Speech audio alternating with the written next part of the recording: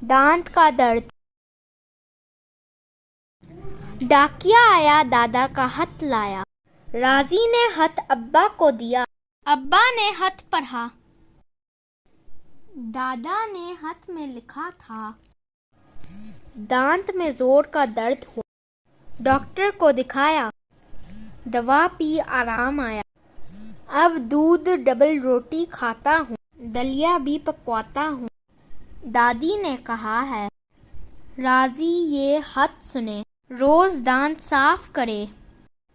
راضی نے خط سنا اور بولا، دانت جو روز صاف کرے، کڑوی دوا سے بچے۔ میرے عزیز ساتھیوں کو السلام علیکم اور خوش آمدید۔ آج کی کہانی کا عنوان ہے اسد کا پینسل باکس۔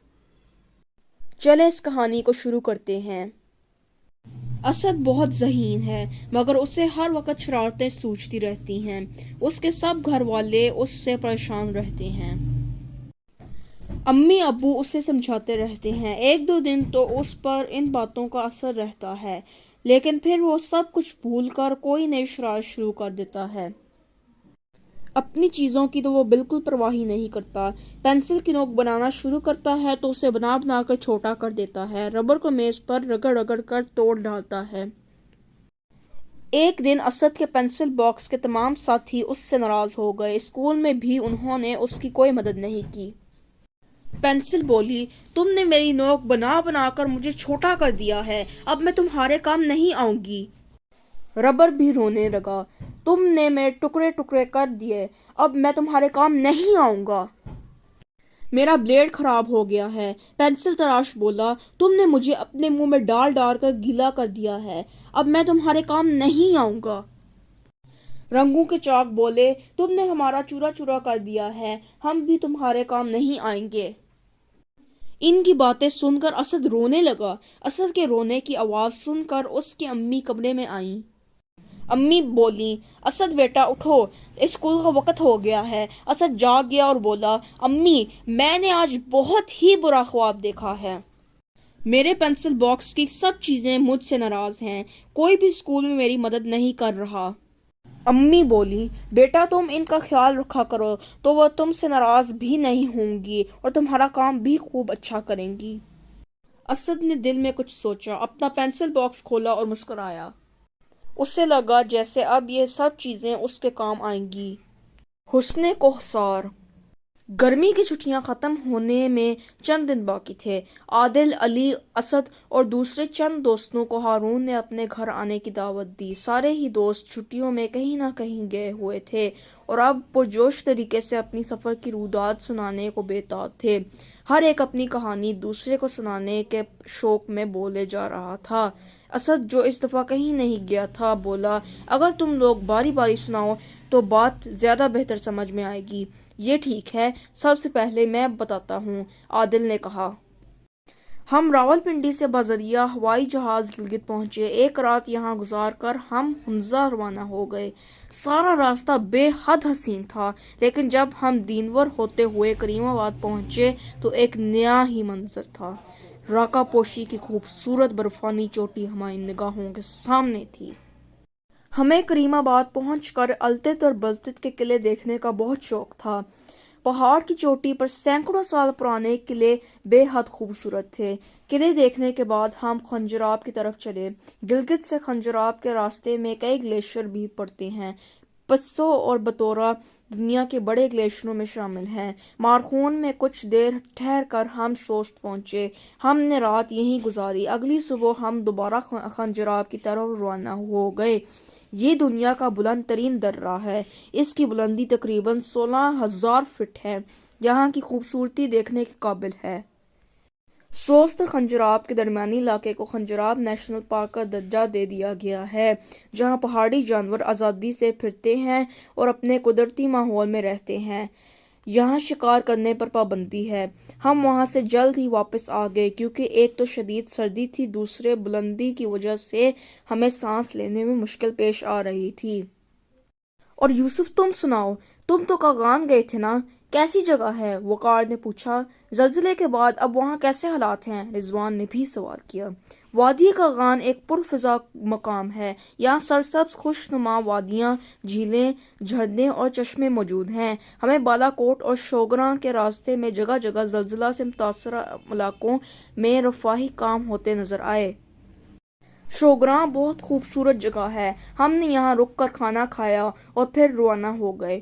ناران پہنچتے پہنچتے رات ہو گئی۔ ہم لوگوں نے رات وہیں گزاری اور صبح صبح جھیل سیف الملوک کے لیے نکل کھڑے ہوئے۔ یوسف سانس لینے کو رکا۔ وہاں کیسا موسم تھا؟ رضوان نے پوچھا۔ بے حد ٹھنڈا، یوسف نے جھرجھری لی۔ لیکن رضوان، یقین کرو، اتنی خوبصورت اور پرسکون جگہ ہے کہ واپس آنے کو دل نہیں چاہتا تھا۔ میں سیف الملوک تو کبھی نہیں گیا، لیکن ان چھٹیوں میں 2 جھیلیں کچورا اور ست پارہ دیکھ آیا ہوں، وقار نے کہا۔ یہ کہاں ہیں؟ راشد نے پوچھا۔ یہ اسکردو کے قریب واقع ہیں۔ کچورا جھیل ایک چھوٹی لیکن خوبصورت جھیل ہے۔ اس جھیل کے شفاف پانی میں تیرتے ہنس بہت بھلے لگتے ہیں۔ یہاں ہمیں کشتی چلا کر بہت مزہ آیا، لیکن اس سے زیادہ لطف ست پارہ میں آیا۔ اگرچہ ست پارہ کا راستہ بہت خطرناک ہے، لیکن ایسی خوبصورت جھیل پر پہنچ کر راستے کا سارا خوف ختم ہو جاتا ہے۔ پہاڑوں میں گھری اس بڑی جھیل کے بیچ میں ایک چھوٹا سا جزیرہ بھی ہے۔ ست پارہ میں ہم نے موٹر بوٹ کی سیر کی۔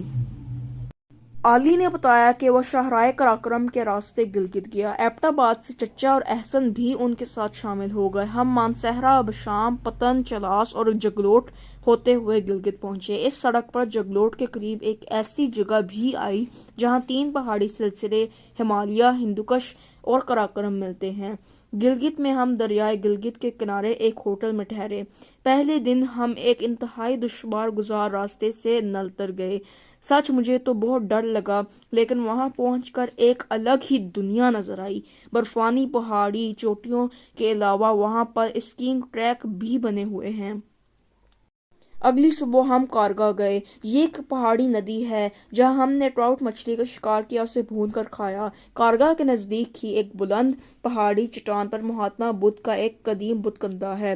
میں تب سے سوچ رہا ہوں، معلوم نہیں کس نے اتنا اوپر چٹان پر چڑھ کر اس کو تراشا ہوگا۔ رضوان، تمہارا سفر کیسا رہا؟ ہارون نے پوچھا۔ موسم کی خرابی کے باعث 2 دن تو جہاز جا ہی نہ سکا۔ تیسرے دن چترال پہنچے۔ چترال ہندوکش کے پہاڑی سلسلے میں گھری ہوئی ایک دلکش وادی ہے۔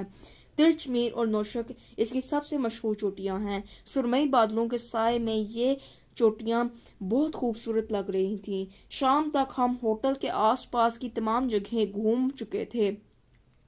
اگلی صبح بارش سے موسم اور بھی خوشگوار ہو گیا۔ ہم کیلاش قبیلے کی طرف گئے۔ یہ قبیلے بریر، بمبریت اور رمبور وادیوں میں آباد ہیں۔ یہاں کی عورتیں ہمیشہ سیاہ لباس پہنتی ہیں۔ ان کی خوشنما ٹوپیاں سیپی پر بٹن اور موتیوں سے بنی ہوتی ہیں۔ ہم نے اجازت لے کر ان کی تصویریں بھی کھینچی اور ہوٹل آ گئے۔ اگلے دن ہم واپس پشاور آ گئے۔ اب ہارون کی باری تھی۔ وہ بولا، ہم 3 دن کے لیے سوات گئے تھے۔ پہلے دن ہم نے وادی سوات میں مینگورہ، سیدہ شریف اور اس کے ارد گرد کی جگہ دیکھی۔ ہم مرغزار بھی گئے جہاں ہم نے سفید محل دیکھا۔ سنگ مرمر سے بنے اس محل میں اب والی سوات نہیں رہتے بلکہ ایک ہوٹل کھل گیا ہے۔ اگلے دن ہم میاں دم گئے۔ یہاں پہاڑوں پر گرمیوں میں بھی تھوڑی بہت برف نظر آتی ہے، یہی وجہ ہے کہ رات خاصی ٹھنڈی ہو جاتی ہے۔ تیسرے دن ہم مدین، بحرین اور کالام بھی گئے۔ اتنی خوبصورت جگہ ہے کہ کیا بتاؤں۔ ہم مالم جبا بھی جانا چاہتے تھے جہاں پاکستان کی خوبصورت ترین اسکیئنگ کی تفریح گاہ بنائی گئی ہے، لیکن ابو کی چھٹی نہ ہونے کی وجہ سے ہم جلد واپس آ گئے۔ دوستوں کی باتیں سن کر اسد کا جی چاہ رہا تھا کہ وہ بھی ان خوبصورت علاقوں میں جائے۔ کاغان اور سوات تو میرے دیکھے ہوئے ہیں، بابا سے کہوں گا اگلی چھٹیوں میں مجھے کھنجراب لے جائیں، اس نے اپنے دوستوں سے کہا۔ عزت مآب چیتا۔ ایک گھسیارا اپنے مالک کی بھینسوں کے لیے گھاس کاٹنے جنگل میں گیا۔ اس نے کٹی ہوئی گھاس کو رسیوں سے بنے ہوئے جال میں باندھا۔ گھاس کے گٹھے کو سر پر لادے وہ جنگل میں سے گزر رہا تھا کہ اچانک ایک چیتا جھاڑیوں کو چیرتا پھاڑتا اس کے راستے میں آ کھڑا ہوا۔ چیتے کو دیکھ کر گھسیارا ڈر گیا۔ اس نے بھاگنا چاہا مگر چیتے کی آواز سن کر وہ اپنی جگہ پر کھڑے کا کھڑا رہ گیا۔ چیتا بولا، میاں گھسیارے تم اتنے خوف زدہ کیوں ہو؟ گھسیارے نے کانپتے ہوئے جواب دیا، اس لیے کہ تم مجھے دبوچ کر چبا ڈالو گے۔ چیتے نے کہا، ہرگز نہیں، میں ایک عزت مآب چیتا ہوں، اگر تم مجھے گھاس کے گٹھے میں بٹھا لو گے تو میں تم سے وہی سلوک کروں گا جو مجھے اپنے باپ سے کرنا چاہیے۔ گھسیارے کو یہ سن کر تعجب تو ہوا، مگر اس کی بات ماننے کے سوا کوئی چارہ بھی نہ تھا۔ اس نے چیتے کو گھاس کے گٹھے میں باندھ لیا اور گٹھے کو رسیوں سے جکڑ کر اپنے کندھے پر لاد لیا۔ ابھی تھوڑی دور ہی گیا ہوگا کہ ایک شکاری بندوق لیے ادھر آیا اور گھسیارے سے پوچھنے لگا کہ تم نے کوئی چیتا تو نہیں دیکھا؟ گھسیارے نے جواب دیا، نہیں جناب، میں نے تو یہاں کوئی چیتا نہیں دیکھا۔ شکاری یہ کہہ کر چلا گیا کہ اگر دکھائی دے تو مجھے ضرور بتانا، کیونکہ میں اس کا شکار کرنا چاہتا ہوں۔ شکاری کے جاتے ہی چیتا بولا، مجھے اس گٹھے سے نکالو۔ گھسیارے نے جیسے ہی چیتے کو گھاس کے گٹھے سے باہر نکالا، وہ بولا، شکریہ، تم مجھے موت کے منہ سے نکال لائے ہو۔ گھسیارے نے کہا، عزت مآب چیتے، میں نے تم پر کوئی احسان نہیں کیا، ہم انسان تو یہ سمجھتے ہیں کہ اللہ کی مخلوق کا خیال رکھنا نیکی ہے۔ چیتے نے طنزیہ کہا لگایا اور بولا، تم انسان زمین کی مخلوق پر بہت ظلم کرتے ہو، سارے جانور تم سے تنگ اور ناراض ہیں اور تم کہہ رہے ہو کہ تم رحم کرتے ہو؟ گھسیارے نے ہمت کر کے کہا، نہیں، ایسا نہیں ہے۔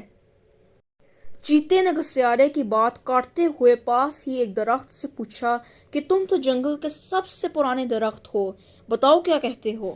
درخت نے ٹھنڈا سانس بھرتے ہوئے کہا، مجھے افسوس سے کہنا پڑتا ہے کہ چیتا جو کہہ رہا ہے وہی صحیح ہے۔ تم مجھے دیکھو، میں انسان کو سایہ دیتا ہوں، پھل دیتا ہوں، پھر بھی یہ میرا خیال نہیں رکھتا۔ اس نے درخت کاٹ کاٹ کر تمام جنگل ختم کر ڈالا۔ چیتے نے کہا، سن لیا درخت نے کیا کہا؟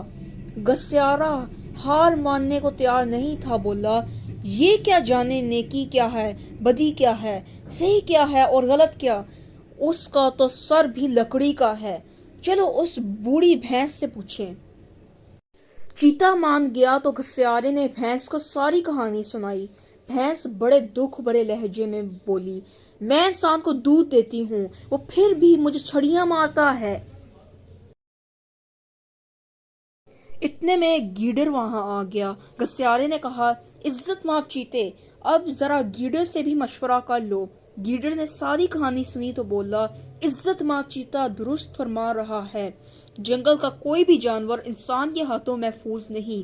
گھسیارے نے گیدڑ کی بات سنی تو سوچ میں پڑ گیا، کچھ دیر بعد بولا، تو اس مسئلے کا کیا حل ہو سکتا ہے؟ گیدڑ نے چیتے کی طرف دیکھ کر کہا، عزت مآب، آپ بہت ذہین ہیں، آپ ہی فرمائیے۔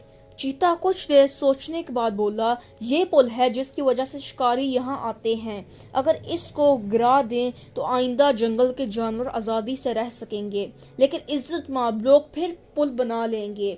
گیدڑ نے کہا، اب پل نہیں بنے گا، میں جا کر گاؤں والوں کو سمجھاؤں گا۔